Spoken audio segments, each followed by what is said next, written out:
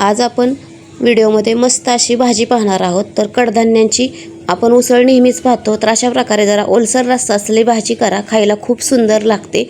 तुमच्या आवडीची जी कडधान्ये तुम्हाला आवडत असतील ती तुम्ही इथं घ्या। इथं मी लाल हरभरा, हिरवा हरभरा, मूग घेतलेले आहेत, चवळी घेतलेली आहे। सर्वांना मस्त असे मोड आलेले आहेत। ते आपल्याला छान असे मीठ घालून आपल्याला ते कुकरला 4 ते 5 शिट्ट्या करून शिजवून घ्यायचं आहे। आणि कुकर आपला होत आहे, शिट्ट्या होत आहे, तोपर्यंत आपण इथं मी मसाला सांगत आहे। बारीक 2 कांदे चिरून घ्यायचे आहेत आपल्याला, मस्त बारीक चिरून घ्यायचे आहेत आपल्याला। तो कांदा आपल्याला वाटायचा नाही। इथं मी 1 टोमॅटो घेतलेला आहे, 1 लसणाची कुडी घेतलेली आहे, आलं घेतलं आहे 1 इंचभर आणि 4 चमचे खोबरं घेतलेलं आहे। मिक्सरला हे सर्व जिन्नस आपल्याला बारीक करून घ्यायचे आहेत। खोबरं आपल्याला सगळे मसाले आपल्याला असेच वाटायचे आहेत, ते भाजायचे नाहीत। नंतर ह्याच्यामध्ये आपल्याला कढीपत्ता घालायचा आहे। तुम्हाला हवे असल्यास तुम्ही कोथिंबीर घालू शकता, मी तर कोथिंबीर यूज केलेली नाही। आता इथं मी कढई ठेवलेली आहे, कढईमध्ये इथं 2 ते 3 चमचे तेल घालून घ्यायचं आहे।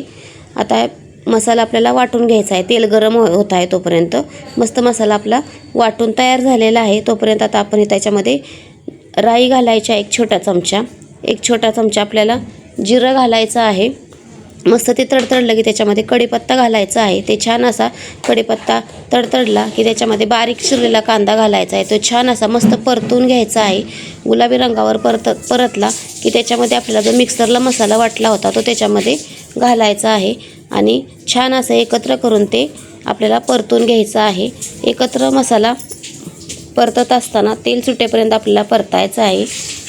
तुम्ही ही भाजी कशा प्रकारे करता ते कमेंटमध्ये मला नक्की सांगा। मी अशा पद्धतीने बनवते, तुमच्या पद्धतीने वेगळ्या पद्धतीने बनवत असेल तर सांगा। इथं मी कांदा लसूण मसाला वापरणार आहे, 2 चमचे कांदा लसूण मसाला मी इथं घालत आहे। मीठ आपण अगोदरच ऑलरेडी घातलेलं असल्यामुळे पुन्हा मी इथं मीठ घालणार नाही। आता हे छान आपल्याला एकत्र करून मस्त तेल सुटेपर्यंत छान असं परतून घ्यायचं आहे। जास्त पाणी ओतायचंच नाही आपल्याला। कडधान्ये आपली शिजलेली आहेत, तुम्ही पाहू शकता मस्त छान शिजलेले आहे। ते छान आता त्याच्या पाण्यासकट आपल्याला ते कडधान्ये त्याच्यामध्ये ओतून घ्यायचं आहे। तर आपल्याला थोडंसं अंगापुरतं फक्त अर्धा ग्लास पाणी घालायचं आहे। अगदी 2 ते 3 मिनटं त्याला उकळी काढायची आहे आणि गॅस बंद करायचा आहे। तुम्हाला ही रेसिपी कशी वाटली सांगायला विसरू नका। सबस्क्राईब, लाईक, शेअर नक्की करा।